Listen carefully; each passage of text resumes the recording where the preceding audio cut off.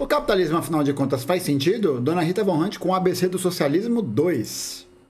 Oizinho, meus anjos! Hoje a gente está aqui para mais um episódio do ABC do Socialismo, uma série de vídeos curtinhos para te introduzir num assunto muito interessante se você quer que exista século 22.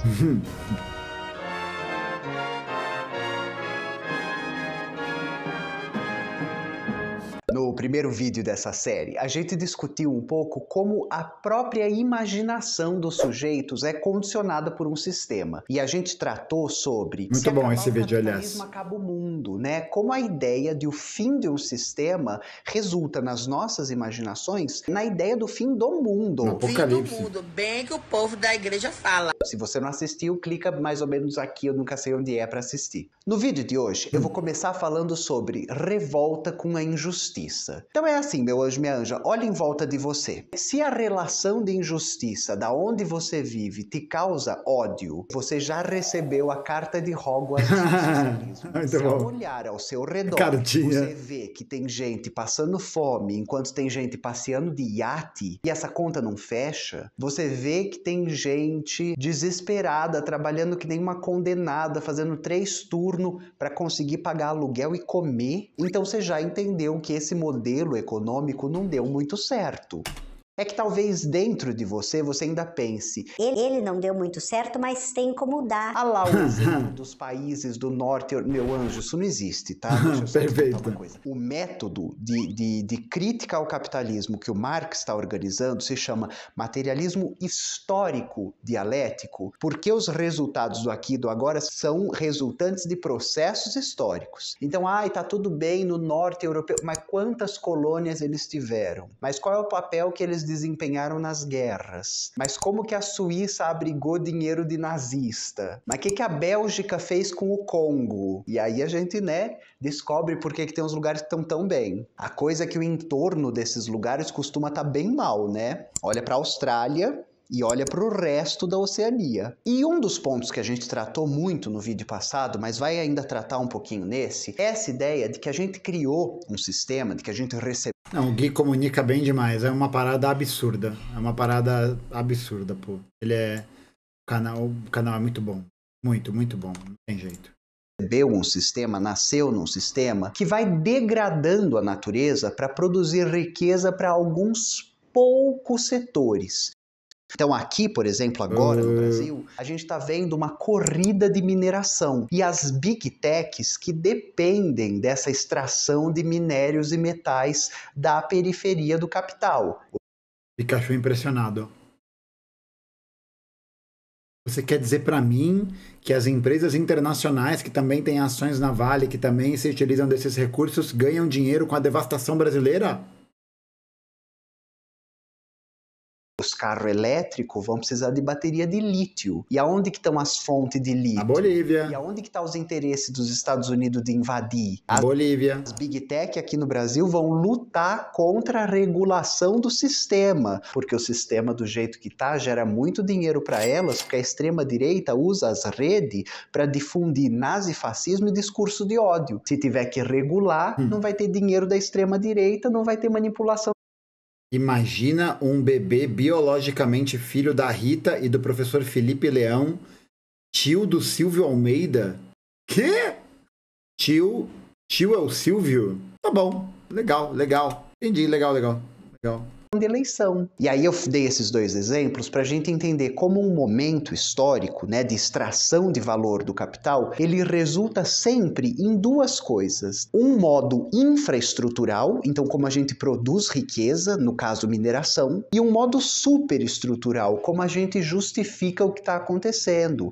E é até interessante, pensar que a própria expressão superestrutural reside exatamente nessa ideia de algo que está acima da estrutura, É algo que só pode ser articulado e condizido a partir do estabelecimento da estrutura, Por isso que a gente diz que essa ideia de superestrutura, a gente poderia chamar, de ideologia, a gente poderia chamar dos comportamentos, poderia chamar de todas as dinâmicas sociais, estão diretamente alicerçadas com elementos de como essa estrutura é montada, Mas é sempre importante também lembrar que existem vários elementos dessa estrutura histórica que se mantêm ao longo do tempo, né? Então a gente ainda tem hábitos relacionados ao feudalismo, por exemplo, né? A forma como o ritual do casamento é pensado, por exemplo, o papel da Igreja Católica e tudo mais.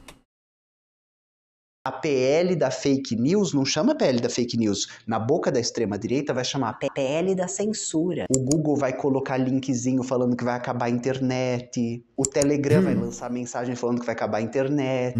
O YouTuberson vai mandar e-mail pros criadores. O que eu sou? Criadora de conteúdo? Tá boa. Eu não sou uma explorada fodida dentro do sistema. E pras criadoras de conteúdo falando que a gente não vai mais receber dinheiro. Então, esse momento do capital, os interesses da classe, as ideias dominantes são as ideias da classe dominante. Olha a classe dominante produzindo consenso. PL da censura. Aparece desse jeito. E uma coisa curiosa do nosso momento é que só existe um Deus.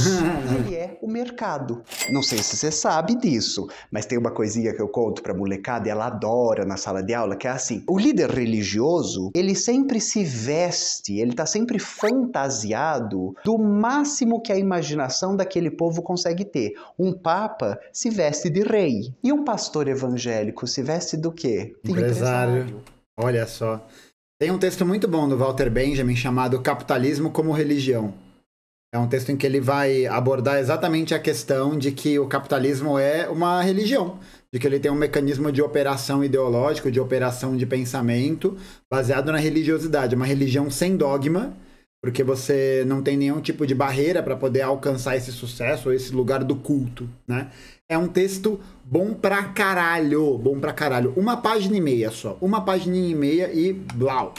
Seu lindo terninho, sua gravata, seu cinto social, sua calça social, seu sapato social. E o Deus desse tempo histórico é o mercado. Vocês sabem disso, né? O Lula fala que vai voltar com as políticas para que acabe a fome no... O mercado fica nervoso, o mercado fica bravo. O mercado é uma entidade. E o mercado é essa divindade, né? Inclusive essa divindade que tá mandando bastante no governo Lula, né? Não é? A gente tá vendo aí a aprovação da taxação dos bilionários, que na verdade foi perdão de imposto para os bilionários, né? Isenção fiscal de mais de 60 bilhões para soja, para agropecuária, né?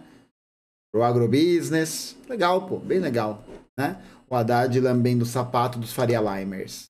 E aí na página 15, a Aline Klein e o Vitor Marx falam o seguinte: não seria muito mais razoável substituir a mão invisível e os deuses malucos do mercado, sempre sedentos por mais sangue, por uma alternativa mais humana, democrática e consciente? É mesmo impossível produzir uma vida decente e boa para todo mundo? E a gente volta para as nossas palavras de ordem.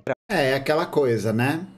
É impensável mesmo. Para a burguesia é impensável, porque isso é contrário ao projeto de classe que ela estabelece, né? Por isso que é muito importante a gente sempre reforçar esse aspecto. O projeto de sociedade que a gente tem é um projeto de sociedade que é baseado no tipo de interesse que a classe dominante tem para poder formar sua política, né? Então o Estado brasileiro é o Estado burguês, né? É o Estado em que a burguesia detém esse controle, que detém esse poder, e é a partir desse controle que ela vai subsidiar, que ela vai realizar políticas que vão garantir a sua manutenção, né? Por isso que acho que o termo que o Lenin vai se utilizar, por exemplo, para ditadura do proletariado, a gente precisa utilizá-lo, né? Porque a gente vive a ditadura da burguesia. Por que uma ditadura da burguesia? Porque essa ideia da liberdade, ela não vem somente com essa suposta liberdade institucional, né, dos direitos civis e coisas do tipo, mas ela vem justamente, né? Ela vem justamente desse lugar de que também a nossa liberdade está condicionada aos interesses da classe dominante, que vai se utilizar desses recursos do Estado, da estrutura, blá blá blá blá blá blá blá, para poder garantir a manutenção do seu poder, né? A gente vive uma ditadura da burguesia. Por isso que a gente precisa construir a ditadura do proletariado. Porque dessa maneira seria esse mesmo projeto político que a classe trabalhadora, que o proletariado tem, e que seria o projeto político que conduziria para esse processo que a Rita está falando, né? Trabalhar menos, produzir somente o necessário e redistribuir tudo. Trabalhar menos, trabalhar todos, produzir para satisfação das necessidades, produzir o E ainda bem que eu não trabalho, só faço vídeo. necessário e compartilhar os produtos do trabalho coletivo, redistribuir tudo. É super importante que a gente se lembre disso, né? E o capitalismo é um sistema Ah! de O liberdades. próximo vídeo da série é sobre isso. Mas, meu anjo, não tem liberdade se tem necessidade. Você é livre para quê? Para passar fome? Você é livre o quê? Para vender um rim? Para poder viver? Qual que é a liberdade que está sendo oferecida para você nesse sistema? Porque sem dinheiro não tem liberdade nenhuma. E você não está livre enquanto você tem um monte de necessidades que nunca é atendida. Porque todas elas se transformaram em mercadorias, né? E o dinheiro é essa mercadoria universal, é a mercadoria que estabelece o valor universal. Então é muito interessante observar isso, né? Que essa pretensa liberdade, ela é esbarrada exatamente na perspectiva de que se você não tem como acessar as mercadorias, você basicamente não vai ter como viver, né? Mano, pra pensar, velho, tudo que você precisa comprar. Tudo. Tudo que você precisa, do mais básico possível, você tem que comprar. Você precisa vender, olha só, você precisa vender sua força de trabalho, e a partir da venda da sua força de trabalho, você vai conseguir captar um recurso, você vai receber uma mercadoria em troca, né? Você se vende, é literalmente isso, né? Você se vende, você ganha um dinheiro, e aí com esse dinheiro você pode comprar coisas que vão te manter vivo. Você compra a sua sobrevivência, exatamente. Tem necessidade de moradia, de saúde, de cultura, de lazer, de esporte. Mas também vocês querem tudo. Enfim. E aí tem essa loucura de que o capitalismo sempre fala isso. É a desigualdade, é a injustiça, é a concorrência que produz o avanço tecnológico. Se todo mundo tivesse bem, não ia ter avanço. É a concorrência, a selvageria que... Meus anjos, isso todos é uma contra falácia. todos. Você sabe que os Guarani, aqui de São Paulo, eles estão conseguindo reflorestar abelhas? Abelhas que estavam em perigo de extinção? Você sabe que as alternativas de bioconstrução estão apontando um futuro para a construção civil? Você sabe que as ideias da agroecologia são as mais eficientes para a sustentabilidade? E toda essa galera está fora do mercado da livre concorrência. Mas já vai entrar, né? Já essa galera vai entrar a partir da concessão de crédito de carbono, de todos esses lances neoliberais que vão vender essa perspectiva de uma organização, de uma produtividade ligada a essa suposta sustentabilidade, né? E aí essa sustentabilidade é baseada na atuação dessas empresas. Então, tipo, a gente precisa criar uma estrutura para poder fornecer moradia para todo mundo, para poder... Mano, e tem, né? Essa é a questão. Isso já existe, né? Já existe uma estrutura pronta para poder construir casa para geral, tá ligado? Uma produção dos recursos, a produção industrial, né? A montagem, isso já existe. A gente não precisaria de uma outra forma, né? Se a gente conseguisse exatamente nacionalizar essas estruturas e utilizá-las de maneira a atender esses interesses, né? A atender essas necessidades, né? E é isso, e às vezes nem precisa, né, construir. É que eu acho que nesse caso... seria também a questão de a gente pensar um planejamento urbano, né? Pensar a cidade, né? Para não virar um pandemônio, né? Para não virar um caos. E do sistema onde o imperativo da necessidade e a degradação humana produz o progresso. Eu já falei isso para vocês também, mas em 200 anos de Revolução Industrial destruímos o planeta. Que progresso é esse, meu anjo? É o abismo ali, ó. E alguém falando, põe mais carvão na fornalha, acelera esse trem, vamos logo. Se a gente chama esse descarrilhamento, essa destruição de tudo de progresso, é hora de lutar por um sistema do regresso, né? Outra coisa... É aquilo que eu até comentei no vídeo do Cauê Moura, que você pode ver aqui em cima, que é exatamente a crítica à ideia do progresso, né? Essa crítica da ideia do progresso tem um trecho muito bom do Walter Benjamin. Vou até mostrar para vocês, porque esse trechinho ele vale a pena ser lido. Há um quadro de Paul Klee, que foi um artista alemão ali da virada no comecinho do século XX, representa um anjo que parece querer afastar-se de algo que ele encara fixamente. Seus olhos estão escancarados, sua boca dilatada, suas asas abertas. O anjo da história deve ter esse aspecto. Seu rosto está dirigido para o passado. Onde nós vemos uma cadeia de acontecimentos, ele vê uma catástrofe única, que acumula incansavelmente ruína sobre ruína e as dispersa a nossos pés. Ele gostaria de deter-se para acordar os mortos e juntar os fragmentos. Mas uma tempestade sopra do paraíso e prende-se em suas asas com tanta força que ele não pode mais fechá-las. Essa tempestade o impele irresistivelmente para o futuro, ao qual ele vira as costas, enquanto um amontoado de ruínas cresce até o céu. Essa tempestade é o que chamamos progresso. Porque por trás de toda a ideia de progresso, por trás de toda uma ponte para o futuro, você tem todos aqueles que ficam para trás. Você tem, por detrás do progresso, todos os fragmentos, as catástrofes, a destruição provocadas exatamente por essa ideia de que a história não pode parar. Inclusive o Benjamin citava que a revolução não era o avanço final, né? Não era o avanço supremo, mas era o freio de emergência. Olha que foda. A revolução é o freio de emergência. Pra gente poder mudar de direção. Você tá doido, o cara era muito foda, pô, não tem jeito. É isso, o mais legal de todos é ele.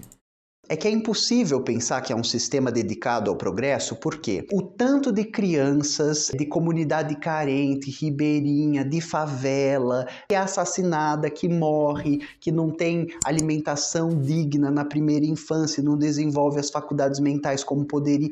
Tudo isso são talentos que estão sendo jogados fora. Todas as pessoas que têm escolas sucateadas e não vão para as universidades, é talento jogado fora. A gente está falando sobre um sistema que joga fora as pessoas. E tem uma coisa sobre a qual a gente fala desde o ludismo, que era a galera da Inglaterra que quebrava as máquinas porque as máquinas estavam tirando o emprego do povo, que é o avanço tecnológico, ele vai extinguir postos de trabalho. E os socialistas e os marxistas estão falando, maravilha, é menos trabalho alienante e degradante que não vai precisar ser feito por pessoas. Quando a gente está pensando no futuro, na economia do cuidado, humanos cuidando de seres humanos, em seres humanos tratando seres, no lazer, no esporte, na cultura, na arte, no acesso, a gente está falando de trabalhos que não podem ser desempenhados por máquinas. E se as máquinas já podem desempenhar alguns trabalhos, esses trabalhos deveriam ser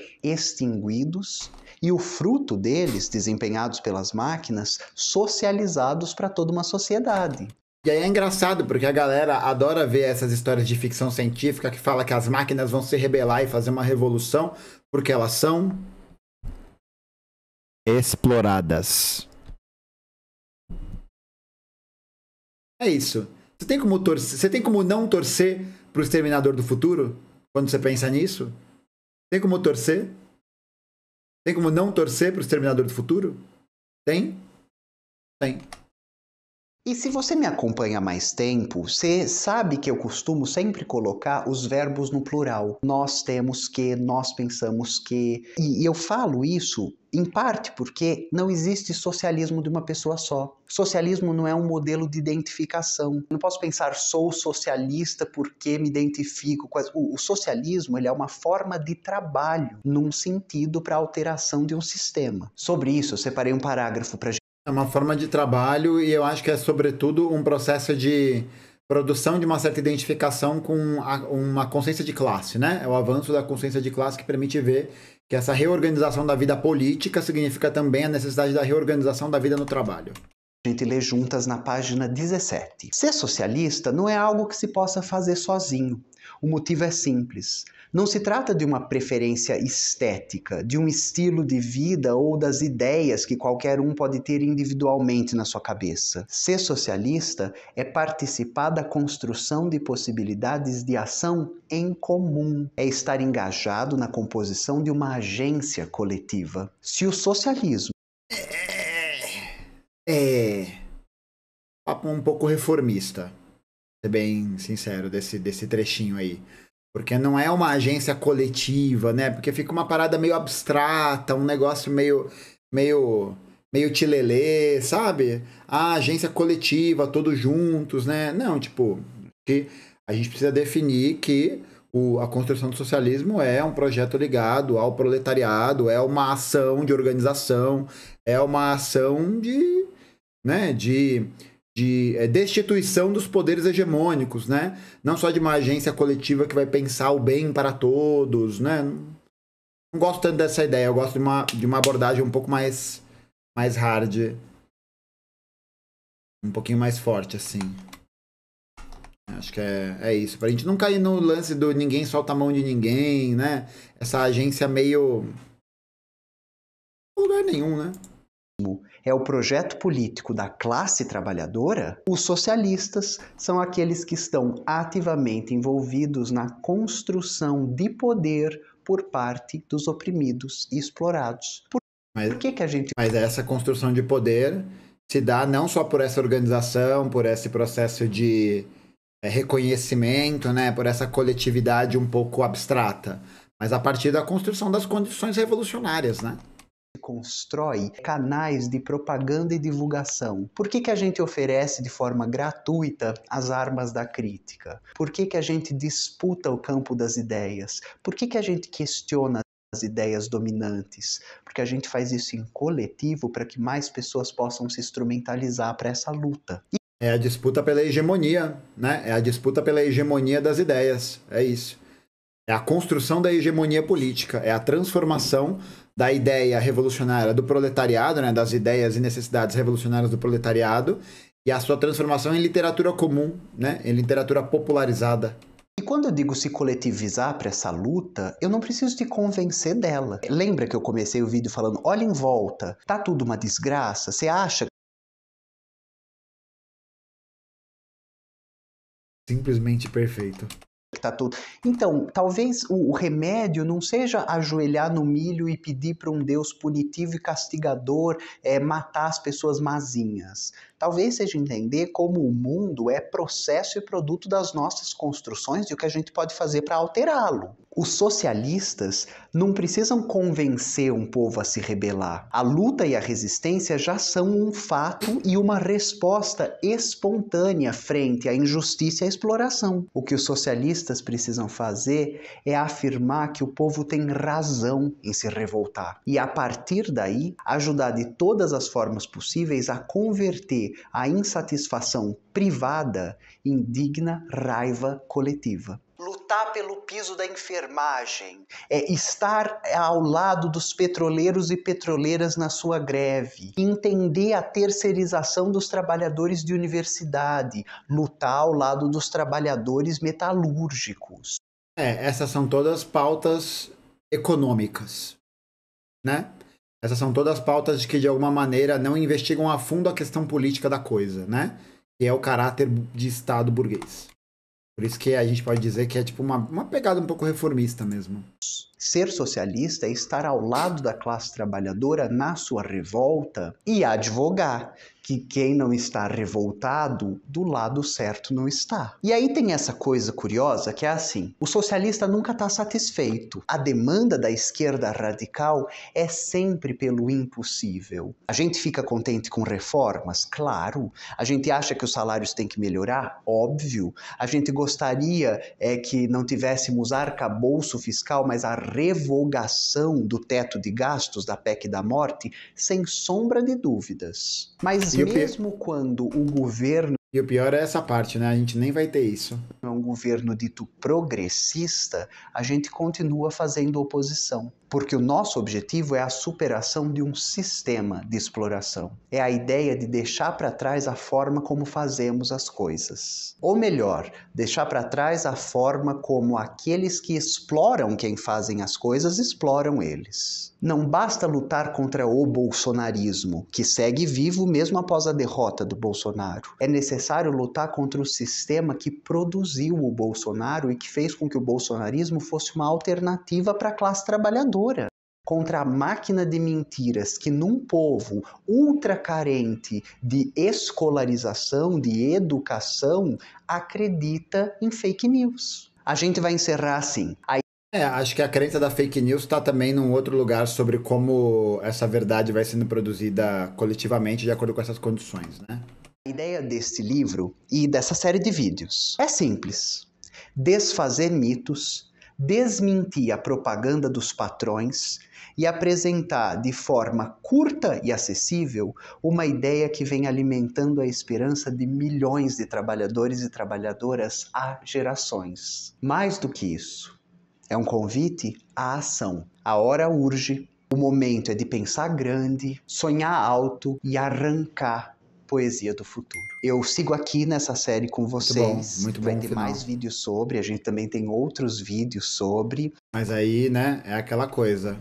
Tem que fazer a crítica à esquerda, né? A crítica realmente política, não só o socorro, e agora? Várias dessas galeras aí, né, que estão escrevendo esses livros e falando essas coisas meio tilelê e tal. E aí quando o governo Lula vai lá e não fala, né, que mais um campo de refugiados em Gaza foi bombardeado por Israel, eles falam, Gaza foi atacada, né? Por quem? Né? Vai falar, a situação tá difícil. E o arcabouço fiscal, né? E a gente vai fazer a crítica assertiva, né? A crítica de bater. É isso, precisa bater. E o convite fica para que, coletivizados e coletivizadas, a gente possa produzir mais e melhores ferramentas. É a galera que mandou, apesar de você, amanhã há de ser outro dia. Ferramentas de resistência e alteração radical da realidade. Até o próximo vídeo. Beijinho. Tchau. Muito bom, hein? Muito, muito bom. Né? Mesmo com... Acho que até é importante, né? O vídeo para poder fazer essa sinalização e a gente conseguir, a partir dessa crítica, conseguir mobilizar também, né? Nessa direção. Gaio, o problema das críticas à esquerda é a munição que damos pro lixo da direita. Qual a solução, meu camarada? Gente, a questão é essa. A gente não precisa ficar pensando que as críticas que a gente vai fazer vão dar munição para a direita. Porque a direita já vai atirar na gente de qualquer maneira. Tô falando metaforicamente, né? Já vai atirar, às vezes não, mas já vai atirar. Então não faz diferença se a gente está produzindo alguma coisa que supostamente vai dar uma munição e vai nos enfraquecer e blá blá blá blá blá blá. Cara, foda-se o que eles vão falar, foda-se o que eles vão pensar, tá ligado? A gente precisa não se basear na perspectiva do que eles estão achando do que a gente está construindo. A nossa efetividade do trabalho político vem através do trabalho, através da dedicação, através da verdade. Através da prática constante disso, entendeu? Então, tipo, se não fica meio nessa... Não, eu não posso mostrar isso, não posso falar isso, não posso criticar, porque senão eles vão usar isso como combustível. Mas eles vão usar isso como combustível para quem? Para retroalimentar eles mesmos. Tá ligado? E é isso, a gente precisa fazer as críticas, precisa fazer esses apontamentos, porque são esses apontamentos que permitem que a gente veja quais são os problemas do nosso tempo. Quais sejam os problemas que estão condizentes com a nossa realidade. Se a gente não conseguir apontar os problemas, apontar as contradições, apontar esses limites, a gente está fudido, gente. Vocês conseguem entender isso? A gente está fudido. A gente está fudido. Fudido. Como que a gente vai superar um problema se a gente nem sabe qual é? Precisa fazer a crítica, mas a gente ataca as pessoas como se não fossem pessoas, né? A mesma pessoa que perguntou, mas e a saúde mental dos camaradas? Existe uma diferença substancial entre a gente fazer uma crítica, um apontamento e ser idiota, né?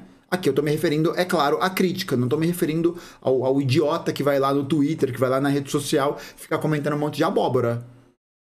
Tá ligado? Aí foda-se, aí não, isso não é uma crítica, né? Mas, pô, gente, a gente tá falando de política. A gente tá falando de um bagulho que é sério, de um bagulho que é difícil. Porra, sabe? É isso, tem que aprender a segurar o forninho, velho. Tem que aprender a segurar o forninho, sabe? E parar com essa ideia de que qualquer crítica, qualquer apontamento é autofagia, é ataque, é ruim pra nós. Ruim pra quem? Ruim pra quem? Pra nós, por quê? A gente não pode ficar pensando... A gente fala tanto de materialismo histórico, fala tanto de concretude e não vai falar sobre exatamente a concretude da crítica? A manutenção da unidade em torno do quê? Não, a gente não pode se atacar, a gente não pode se criticar porque isso significa um problema. Pô, não, gente. Não. Não, isso tá errado. Tá errado. Isso tá errado e é o rebaixamento político. Porque, pô, política é isso, mano. Você vai ler, a galera fala, né? Você vai ler o Lenin, você vai ler o Trotsky, você vai ler o Stalin, você vai ler a puta que eu pariu, você vai ler o Fidel, você vai ler o Che, você vai ler todos esses caras. Gente, política é dedo no cu e gritaria, velho. Tá ligado? A política é a continuação da guerra por outros meios. É isso. É a continuação da guerra. Mano, política é guerra, velho. A gente tem que estar pronto pra apanhar. A gente tem que estar pronto pra eventualmente receber uma crítica e ficar de boa, pô.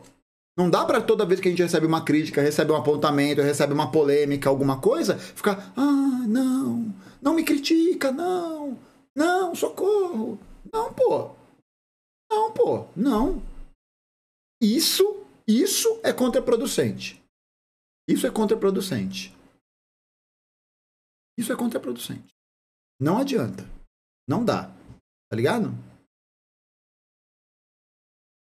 Não, e é muito bom porque em nenhum momento eu disse isso, né? Em nenhum momento eu disse que a esquerda não pode errar. Cara, olha só, fim, olha só. Olha só como a sua lógica tá invertida. Presta atenção.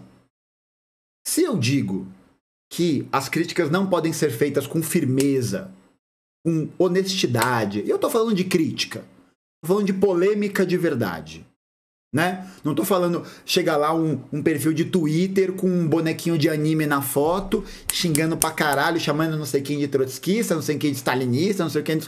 Não, né? Quem leva isso, né? Pô, não é esse ritmo. Não é esse ritmo. E eu não tô falando de mim. Por isso que eu tô separando isso. Crítica não é a mesma coisa que ataque. Não é a mesma coisa. Indireta pra mim, fofa? Não é a mesma coisa. Sabe? Agora, se eu digo que a gente tem que se esquivar de criticar firmemente, de criticar honestamente, duramente, é aí que a gente imprime a ideia, veja bem, é aí que a gente imprime a ideia de que a esquerda não pode errar. Porque criticar significa desvelar, significa revelar um erro, significa revelar um problema. É a partir exatamente do momento em que a gente diz que a gente tem que evitar isso, a crítica, blá, blá, blá, que a gente cria esse cenário. A gente cria esse momento de que a gente não tá errando, de que a gente não pode errar, de que é tudo a mesma coisa. E gente, é assim, é isso, é dureza. É dureza. E se a galera que quer se organizar, tal, vê isso e desiste, é isso, gente, não tem como ser de outro jeito. Não dá pra gente pegar todas as nossas metas, nossos objetivos, que são muito altos. São muito altos, gente. A gente quer muita coisa. Não dá pra gente nivelar isso por baixo. Não tem como nivelar isso por baixo. E aí as pessoas se afastam. E é normal. É normal. É melhor que as pessoas possam se cuidar, possam ter tempo, possam ler, aprofundar, possam pensar, refletir, possam vir, possam sair. Sabe? É deixar aberto o campo da possibilidade. Sabe? A gente não precisa chamar todo mundo agora a troco de qualquer coisa. É isso. Tipo, a gente precisa lidar com as condições que são inerentes daquele momento. Tá ligado? Achar que viver sem a crítica, sem a dureza da crítica, né? Gente, a gente tá falando de guerra de classes. A gente tá falando de luta de classes. Não é um passeio. Não é um embate de internet. Não é um negócio para produzir vídeo. A gente tá falando de luta de classes. Consegue entender isso? Nós estamos falando de luta de classes, de guerra de classes. A gente tem que aguentar o forninho, velho. Tem que segurar o pinico. E a gente pode também dizer quando a gente não aguenta. Tá ligado? Mas é a gente conseguir criar uma estrutura que possa também abraçar essas pessoas. Também mostrar que a realidade da luta é essa. A realidade da luta não é idealizada. A realidade da luta, ela é difícil. Ela é dura. Ela é frustrante. Tá ligado? Não adianta a gente achar que porque a gente recebe um apontamento, uma crítica, alguma coisa nessa linha, acabou o mundo. Pô, se a gente achar isso, a gente tá fudido, pô. Se a gente achar que qualquer crítica, qualquer apontamento, qualquer coisa é o fim, vou me retirar, meu Deus, acabou. Esquece, estamos perdidos. Aí a gente tá perdido. Aí pode sentar e apagar a luz. E é isso, gente. É isso. Não tem outra forma. Não tem outra forma. Não tem outra forma da gente poder avançar no processo de formação da consciência, de organização. Não tem outra forma de avançar que não seja se defrontar com os problemas. É a gente também entender e ter a maturidade que as coisas não são sobre a gente. Tá ligado? Que tipo, beleza, o cara pode ir lá e pode me xingar do que ele quiser. Cara, não é sobre você. Não é sobre você se mostrar revolucionário. Não é sobre você se mostrar com o ideal para se tornar alguém revolucionário. Não é sobre isso. Não é sobre você. Entende? Por isso que a gente só pode resolver essa questão coletivamente, a partir do embate, a partir da política, a partir da confrontação. E aí a gente escolhe as batalhas. Tá ligado? Tipo, falaram, eu vejo esse cara tal, e se você falar qualquer merda, você é stalinista.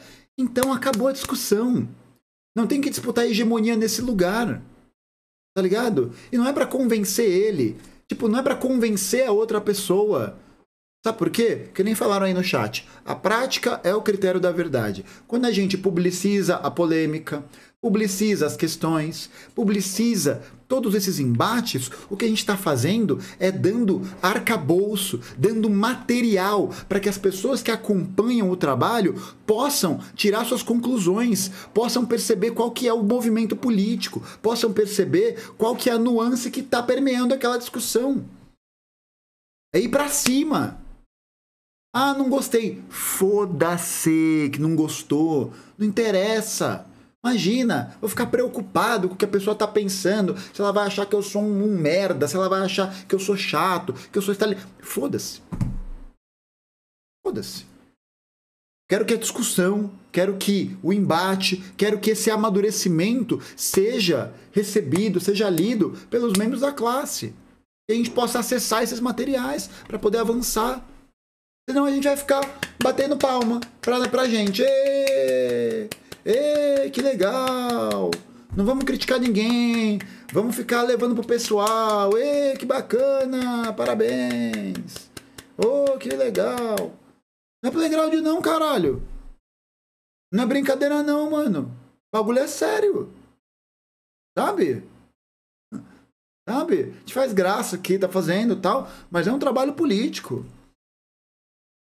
Salto de consciência só ocorre assim.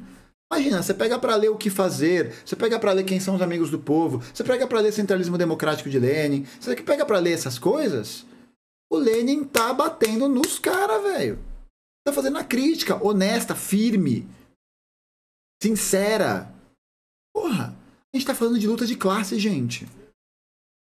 Não é brincadeira. Não é um lifestyle, sabe? Não é você se mostrar mais revolucionário, você cumprir com o ideal de revolucionário. Mostrar, olha como é que é. Não, mano. Não é isso, velho. O trabalho político tá muito além disso. Não é performar comunismo. É construí-lo. E a gente tá falando de guerra de classes. E a luta de classes permeia toda a sociedade. Permeia todos os parâmetros. Inclusive dentro do que a gente chamaria de esquerda. Dentro de quem a gente diz que são os marxistas, os leninistas, blá, blá, blá, blá, blá, a luta de classes também existe. Ou a questão do PCB-CC, né? O movimento de expurgo que o PCB fez, quadros mais avançados da galera que está fazendo esse trabalho da publicização desse avanço. O que é isso? Senão a expressão da luta de classes. A expressão direta da luta de classes. A expressão de um setor pequeno burguês, academicista, que vai por princípios, muitas vezes, só do fluxo, do funcionamento estrutural. A gente tem que avançar, velho. Avançar. Não adianta a gente achar que crítica, que o debate, ele é ruim. De que, meu Deus, ele falou mal de quem eu gosto.